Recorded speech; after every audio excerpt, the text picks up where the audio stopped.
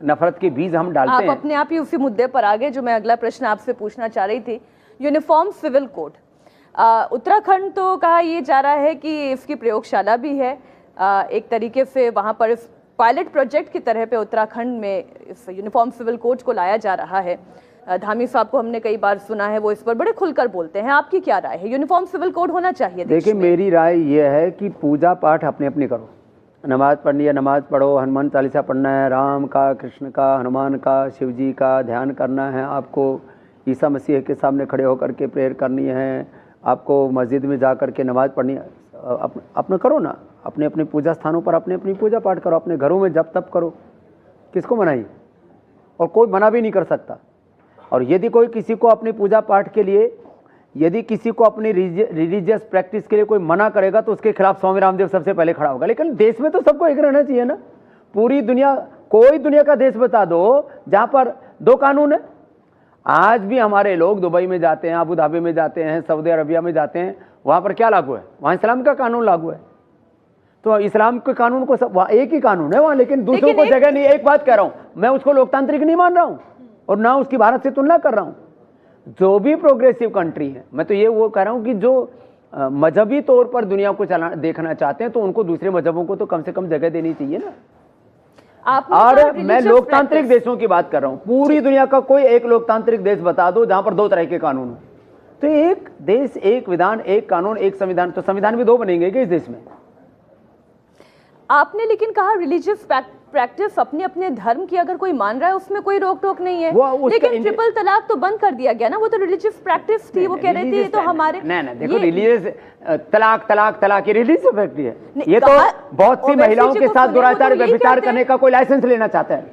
वो तो यही कहते हैं कि ये हमारे धर्म में अतिक्रमण है। दुराचार व्यभिचार करना कोई रिलीजियस प्रैक्टिस नहीं है मीनाक्षी जी। देखो, रिलीजियस प्रैक्टिस है, मैं सच्चाई से, ईमानदारी से अपने कर्तव्य का निर्वहन करता हूँ। रिलीजन कहते हैं अहिंसा को, सत्य को, प्रेम को, संयम को, सदाचार को, दुराचार व्यभिचार को रिलीजन कहते हैं। तो ये तीन तलाक भी कोई रिलीजियस प्रैक्टिस नहीं है। रिलीजियस प्रैक्टिस है ध्यान भजन करो, अच्छे कर्म करो। गुरु नानक देव जी कहते हैं किरत करो, बढ़ के छको, नाम जपो। तो भगवान को अपने अंतर मन में रखो। भगवान कोई प्रदर्शन की चीज़ है, वो तो आत्मदर्शन, प्रभु दर्शन तो हमारे अंदर का रियलाइजेशन है। तो ऐसे धर्म को अगर प्रदर्शन की चीज़ नहीं है तो फिर राम मंदिर की आवश्यकता क्यों है? देखिए, राम तो हमारे देश का एक गौरव है। किसी भी देश की पहचान किससे होती है? भारत की पहचान क्या मक्का मदीना से है? भारत की पहचान क्या इस्लाम से है? भारत की पहचान क्या ईसाइयत से है? ईसा मसीह से तो भारत की पहचान नहीं है। मैं ईसा मसीह का आदर करता हूँ।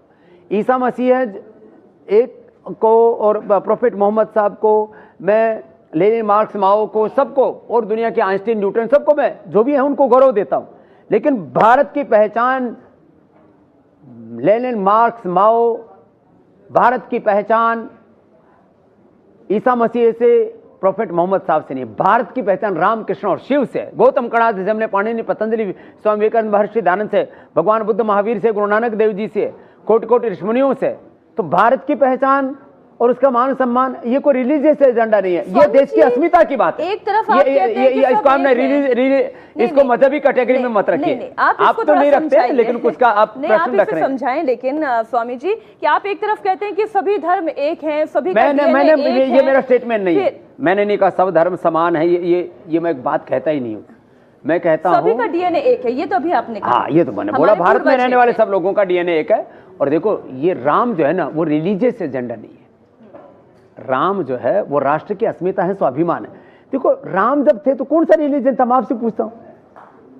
हिंदू शब्द था राम के समय? नहीं। तो राम हिंदू से, मुसलमान से, सिख से, ईसाई से, जैन से, बुद्ध से, तमाम तरह के ये जो रिलीजियस टेररिज्म चल रहा है ना, इससे अलग है। तो राम को कभी भी मजहबी तौर पर, पूरी दुनिया आज राम का, भगवान कृष्ण का, शिव का चरित्र पढ़ना चाहती है। पूरी दुनिया जानना चाहती है कि आखिर आदर्श व्यक्तित्व कैसा होता है, आदर्श पुत्र, आदर्श पिता, आदर्श राजा, आदर्श भ्राता कौन होता है। राम का चरित्र तो पूरी दुनिया को सीखने की आवश्यकता है। तो राम मंदिर वो राष्ट्र मंदिर है, वो राष्ट्र का चरित्र है, वो राष्ट्र की अस्मिता है, राष्ट्र का स्वाभिमान है। उसको हमें किसी भी तरह से रिलीजियस दृष्टि से नहीं देखनी चाहिए। जो राम को अवतारी सत्ता मानते हैं वो उसकी पूजा उपासना करें। मैं तो राम को एक शाश्वत तत्व मानता हूं। और राम को अपना पूर्वज मानता हूँ। इंडिया टीवी हर वक्त हर जगह डाउनलोड करने के लिए सर्च करें India TV news Google play store या ऐप स्टोर पर।